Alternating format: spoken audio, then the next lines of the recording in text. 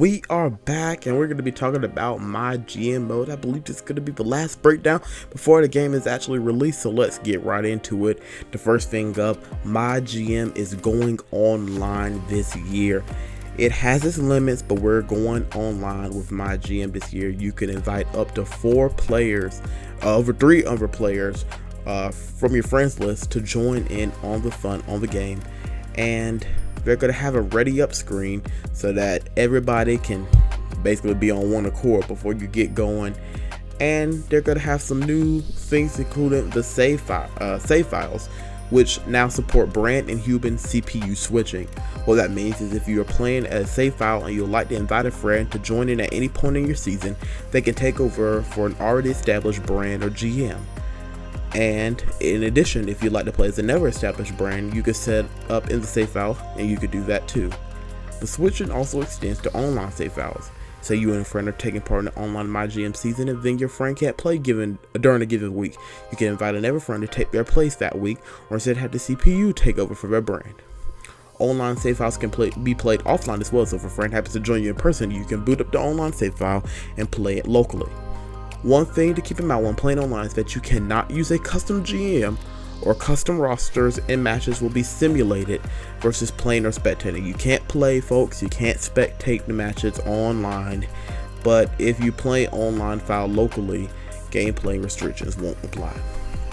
So some ups and downs about online, so hopefully next year you'll be able to at least spectate matches and play matches, but as for this year, it's only simulating. But we got some new settings and new tuning options. For starters, players will be able to change up the win conditions, meaning you can determine if the game is won either by fans or by the Hall of Fame trophies. This is good. Some people like to play by fans, or no up, down, like they're playing by fans. But some people may prefer to play by the Hall of Fame trophy, so you can now switch it. And they can also now adjust. You can now adjust superstar levels and promo skills when creating a custom roster. And they also increase the amount of cash you can have. So the budgeting has been increased. You could go up to $4 million for a budget this year. And they have an optional timer for players who want that additional challenge to track how long their show bookings take. And they have also updated the extreme difficulty level, and it requires 5 matches to be booked every week on the show if you have it on level extreme. And the AI has also been tuned to be more strategic about how they play their power cards and how they draft and book their shows. And tuning for logistics has also been adjusted, including changes to the way some of the match types are unlocked with logistics, though we still have to set it to unlock all match types if you prefer. So I'm glad they kept that, so you don't have to wait week after week to get matches unlocked like you have to do the arenas and stuff. But next up, and while fans may be more challenging to obtain this year, superstars and match types are cheaper. Lastly, match ratings have been tuned a bit so that star popularity is weighed slightly higher while class synergy is weighed slightly lower. On some of the gameplay preview, I don't know how much of an effect that really is. I'll just be honest about some of the gameplay videos I've seen. I still saw some people getting 2-star matches when you have big time superstars in the match going up against each other, and they're still getting 2 stars. So maybe you have to get the popularity up a little bit more and actually start a rivalry. But you know, maybe it does. Maybe you just have to get your hands on the game first. Now we're gonna talk about the drafts, new GMs, and a new brand. You can't have MyGM without some actual general managers, and this year they've nearly doubled the amount of GMs available, increasing them from 10 to 19, while retaining the custom superstar option. I'm glad that has been kept for Fight for Supremacy. Check it out. New season coming out real soon. Check out the season finale as well, coming this Saturday.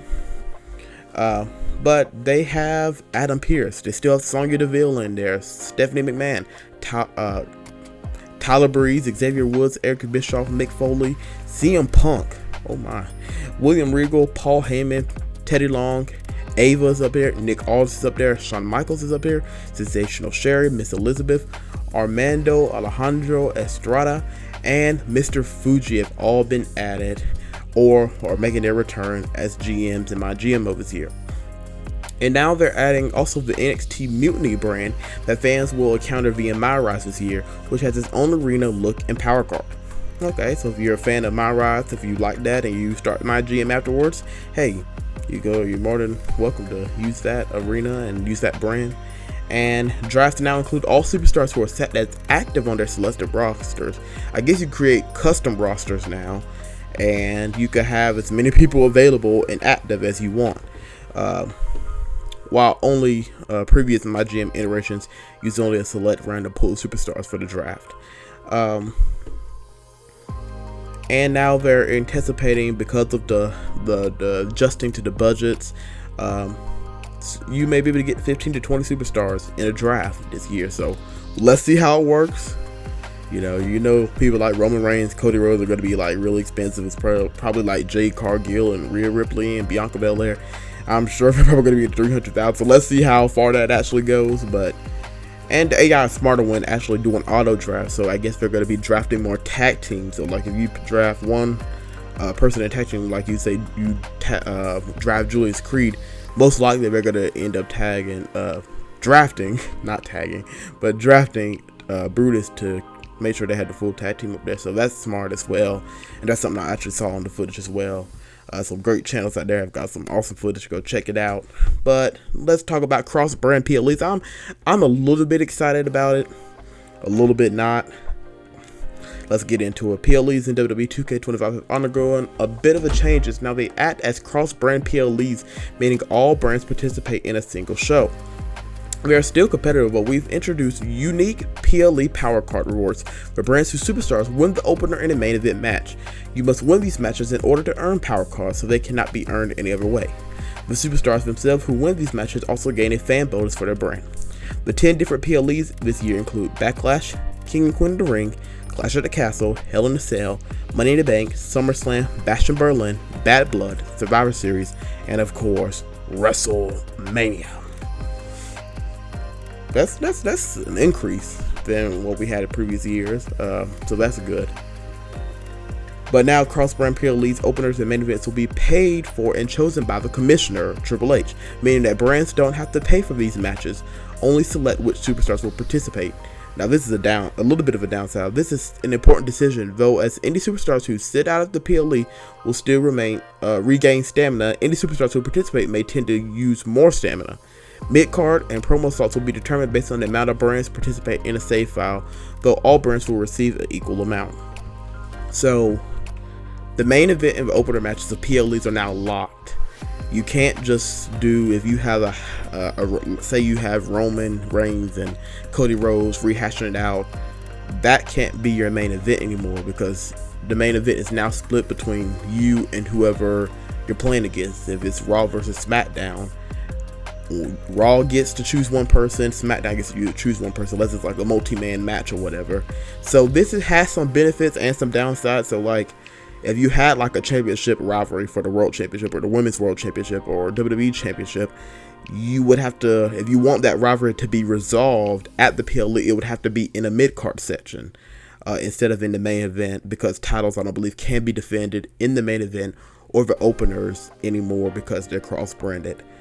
That's bad, so you're not going to have title hopping between brands. So take that for what you will.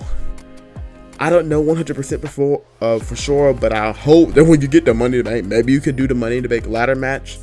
How would that work? I have no earthly idea, but we're going to keep going. PLEs will also be auto-selected from a pool of available PLEs that fit the appropriate time frame of the season. While players might encounter Clash of the Castle for their first PLE of Season 1, the start of Season 2 could kick off with Backlash or King or Queen of the Ring. Of course, larger events like Survivor Series and WrestleMania will always take place at their appropriate times. Match type support has been updated as well as Underground, Gauntlet, and Gauntlet Eliminator being added to the mix. Brawls can also be played in any of these 3 available backstage arenas, including the new WWE Archives and NXT parking lot environments. When opting to play or spectate a brawl match in a local game, one of these 3 environments will be selected at random. That's cool. That sounds like Carlito, but that's cool. You can actually now play, or you can actually spectate a brawl now. So that's cool. Some additional changes they have They've added new power cards, shakeups, and challenges.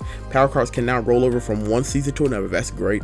20 new local talents have been included, and each local talent has their own audio commentary from the announcers during normal 1v1 matches with a bit of backstory included.